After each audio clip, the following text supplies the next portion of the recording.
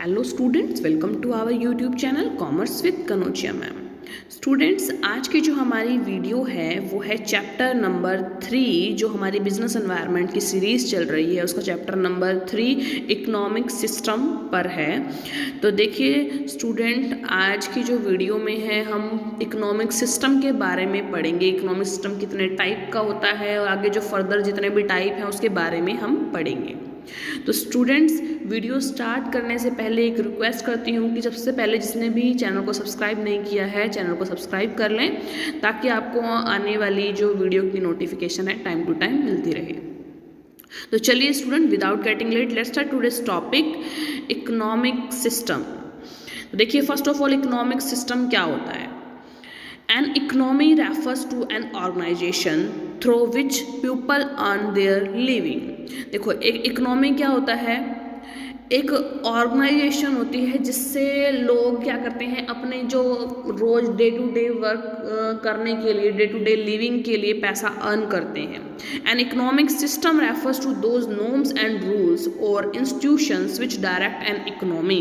और economic system क्या होता है, कुछ नॉर्म्स होते हैं, कुछ रूल्स होते हैं जो उस इकोनॉमी को डायरेक्ट करते हैं। ठीक है, तो in the word of Nicholson, an economic system is a social framework of rules, goals and incentives that govern economic relationship among people in a society and provide a framework for answering the basic economic questions। ये क्या है, rules और goals का क्या है, social framework है जो कि गवर्न करता है एक इकोनॉमिक रिलेशनशिप को लोगों के बीच और सोसाइटी के बीच। ठीक है, and provide a framework for answering the basic economic question. और एक फ्रेमवर्क प्रोवाइड करता है जो बेसिक इकोनॉमिक क्वेश्चन होते हैं उसके आंसर। देखिए, जो इकोनॉमिक सिस्टम है वो मेनली 3 टाइप्स का होता है, कैपिटलिज्म, सोशलिज्म और मिक्स्ड इकोनॉमी। कैपिटलिज्म जो इकोनॉमी होती है उसमें जो मेन आधिपत्य होता है वो प्राइवेट सेक्टर का होता है। ठीक है, और सोशलिज्म में जो मेन आधिपत्य होता है वो होता है, यानी रूल जो होता है मोस्ट ऑफ जो है गवर्नमेंट का होता है। ठीक है, और जो मिक्स्ड इकोनॉमी होती है उसमें प्राइवेट सेक्टर भी, पब्लिक सेक्टर भी, यानी प्राइवेट जो सेक्टर है वो भी प्लस में गवर्नमेंट भी, दोनों के पास जो है सारी शक्तियाँ होती है, पावर होती है। ठीक है, जो हमारी इंडिया है उसका जो अगर हम ये कहें ना इकोनॉमिक सिस्टम क्या है इंडिया का, तो इंडिया का इकोनॉमिक सिस्टम है मिक्स्ड इकोनॉमी। यहाँ पर प्राइवेट सेक्टर का भी की भी पावर है और गवर्नमेंट की भी पावर है। धीरे धीरे मोस्ट ऑफ सारी चीज़ें वैसे प्राइवेट होती जा रही है, लेकिन गवर्नमेंट ने कुछ एक सेक्टर अपने हाथ में अभी भी रखे हुए हैं। अब देखिए, हम पढ़ते हैं कैपिटलिज्म के बारे में। कैपिटलिज्म क्या है? According to Ferguson and Cripps, capitalism is a system in which property is privately owned and economic decisions are privately made। Capitalism के सिस्टम के अंदर क्या होता है, जो प्रॉपर्टी होगी वो प्राइवेटली किसी के द्वारा खरीद ली जाएगी। ठीक है, उसका ओनर जो होगा प्राइवेटली कोई और पर्सन होगा, और जो इकोनॉमिक डिसीजन लिए जाएंगे वो प्राइवेटली लिए जाएंगे, मतलब गवर्नमेंट का उसमें रोल नहीं होगा। ठीक है, आगे है main feature of capitalism. Capitalism के मेन फीचर देखिए, private property. Under this economic system people have the right to hold and use private property in any manner they like. तो देखिए, हमने पहले भी इसके जो अभी डेफिनेशन करी उसमें यही है ना कि जो प्रॉपर्टी होगी वो प्राइवेटली ओन्ड होगी, यानी कि आप प्राइवेटली किसी प्रॉपर्टी को परचेज कर सकते हैं और उसको कैसे भी आप जैसे मैनर में यूज़ करना चाहें उसको यूज़ कर सकते हैं। Price mechanism, under capitalism it is price mechanism that guides the producers and consumer. Price mechanism है जिसमें जो प्रोड्यूसर्स और जो कंज्यूमर है उनको गाइड करता है। Price mechanism means that price determined by the interaction of the forces of demand and supply without any government interference. देखिए, प्राइवेट सेक्टर में क्या होता है, जो भी प्राइस का जो फिक्सेशन होता है वो जो प्राइवेट सेक्टर है वो खुद अपने आप करते हैं, ना कि उसमें कोई गवर्नमेंट का इंटरफेयर नहीं होता। इसलिए देखिए, अभी आने वाले टाइम में जो अभी आपने पिछला देखा होगा उसके अंदर किसान धरने पर बैठे थे। किस लिए बैठे थे? क्योंकि जो ये सारे जो एग्रीकल्चर प्रोडक्ट्स होते हैं उनको प्राइवेट हाथों में मतलब देने की सोच रही थी सरकार। ठीक है। तो इसलिए किसान धरने पर बैठे कि नहीं, अगर सब चीज़ प्राइवेट हाथों में चली जाएगी तो महंगाई बहुत बढ़ जाएगी, क्योंकि वो प्राइस जो फिक्स किए जाएंगे वो प्राइवेटली फिक्स किए जाएंगे, उसमें गवर्नमेंट का कोई रोल नहीं होगा, ठीक है। आगे है freedom of enterprise. Every individual is free to his means of production in any manner he likes.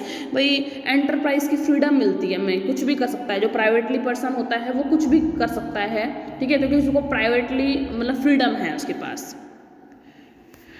Competition, देखिए प्राइवेट सेक्टर में कंपटीशन बहुत ज़्यादा होता है, क्योंकि हर पर्सन के पास फ्रीडम होती है कि अपने अपनी कोई सी भी एंटरप्राइज वो खोल सकता है, तो कंपटीशन जो है वो बहुत ज़्यादा हो जाएगा, हर बंदे के अपने अपने प्राइस फिक्स होते हैं।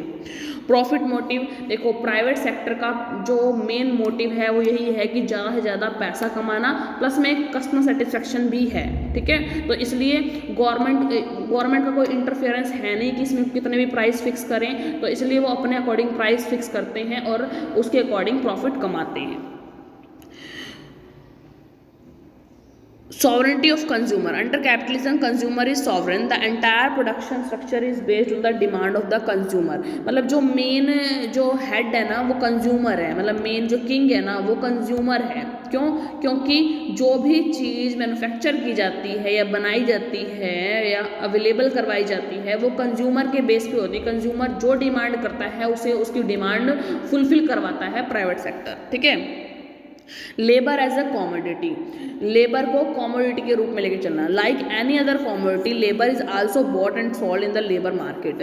देखिए जैसे प्राइवेट मार्केट है उसमें जो लेबर है ना वो भी एक चीज़ की तरह बिकती है, कॉमोडिटी की तरह बिकती है। लेबर मार्केट में लेबर खरीदी जाती है और बेची जाती है, ठीक है।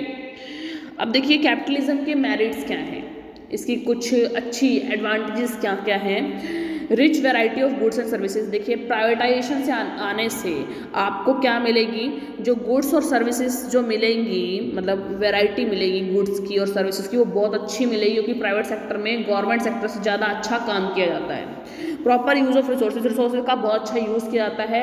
कोई भी आप मतलब प्राइवेट सेक्टर में रिसोर्सेज को ख़राब नहीं किया जाता, कभी भी देख लेना। गवर्नमेंट सेक्टर में मोस्ट ऑफ ऐसा होता है कि सपोज करो टीचर की बात करते हैं, तो टीचर सैलरी तो ले रहा है बट पढ़ाता नहीं है अच्छे से, ठीक है। क्या है ये ऑप्टिमम यूटिलाइजेशन नहीं हो रहा फिर रिसोर्सेज का, ठीक है।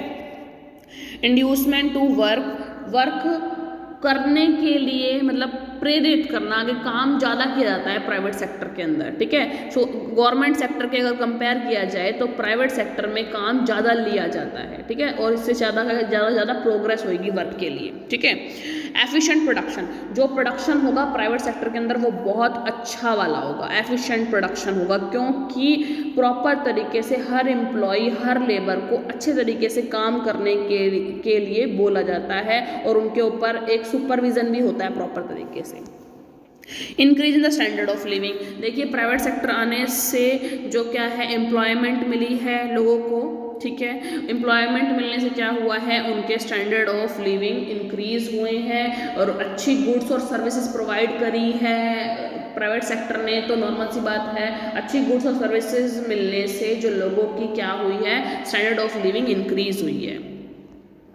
ऑटोमेटिक मैकेनिज्म, automatic mechanism है capitalistic economy works automatically, the balance between demand and supply is maintained at its own। देखियो ये अपने आप वर्क करता है, जो डिमांड और सप्लाई की जो बैलेंस है वो अपने आप मेंटेन हो जाता है।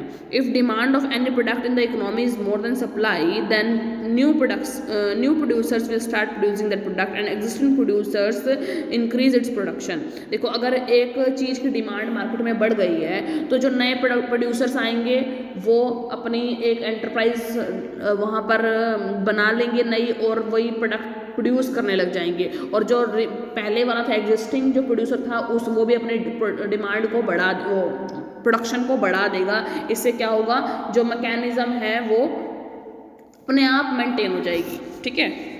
ग्रोथ ऑफ एंटरप्रेन्योरशिप, देखो प्राइवेट सेक्टर आने से लोग नई नई चीज़ करना ट्राई कर रहे हैं, ठीक है। एंटरप्रेन्योर क्या होता है, नई नई चीज़ों को खोज के लाता है, इनोवेट करता है और रिस्क भी लेता है, क्योंकि नई नई चीज़ों को आगे भाई बढ़ावा मिलेगा, लोग उसे पसंद करेंगे या नहीं करेंगे, इसमें रिस्क है।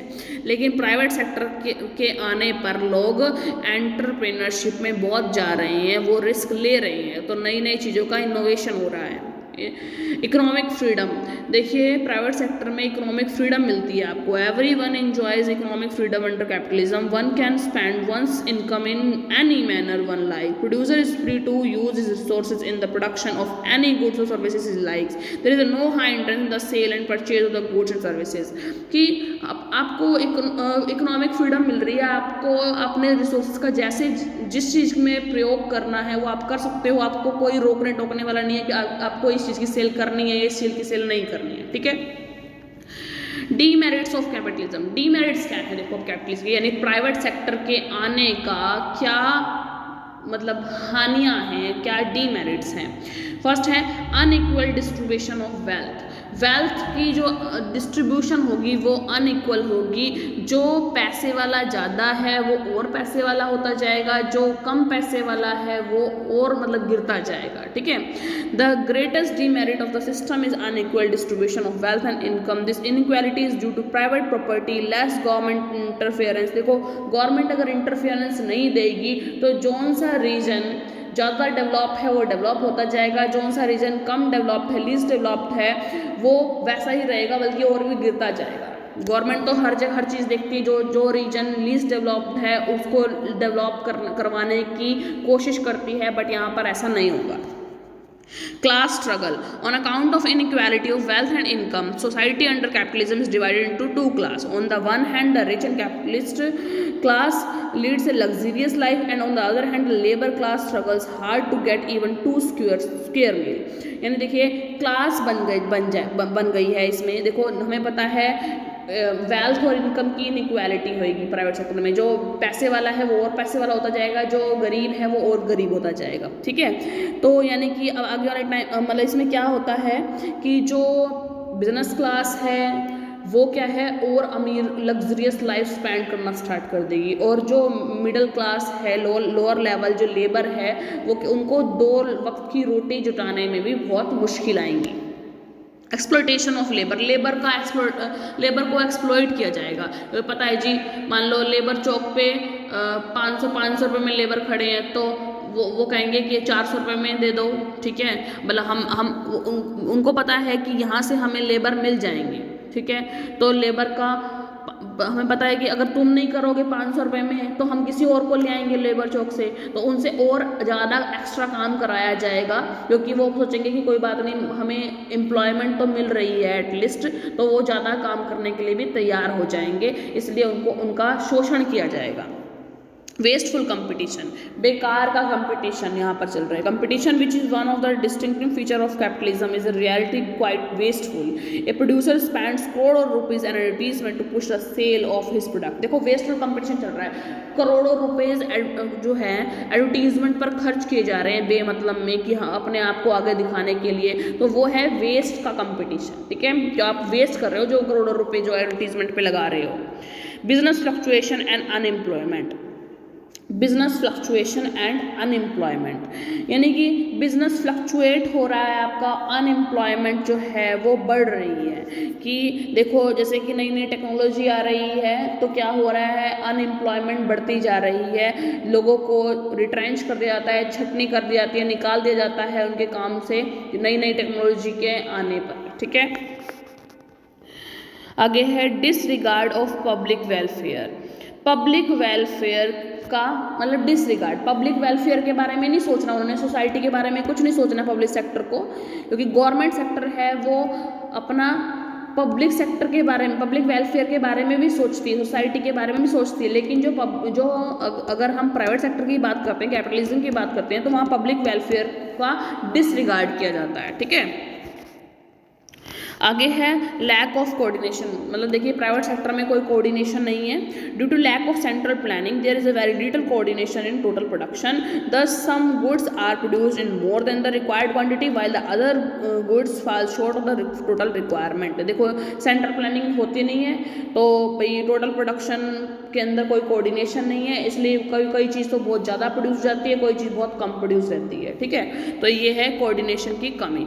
तो स्टूडेंट्स इस वीडियो में हमने क्या पढ़ा कि इकोनॉमिक सिस्टम क्या होता है, इकोनॉमिक सिस्टम कितने टाइप का होता है, और फिर पढ़ा first type of economic system that is capitalism. Capitalism के बारे में पढ़ा, कैपिटलिज्म क्या होता है, कुछ मेन फीचर्स पढ़े कैपिटलिज्म के, और फिर कुछ लिमिटेशंस और मेरिट्स पढ़ी, मेरिट्स एंड डीमेरिट्स पढ़ी हमने कैपिटलिज्म की। वेरी वेरी इंपॉर्टेंट क्वेश्चन है स्टूडेंट्स, कैपिटलिज्म के बारे में क्वेश्चन आता है आपका, जो भी 15 मार्क्स का क्वेश्चन होता है, तो अच्छे से कर लीजिएगा इस टॉपिक को।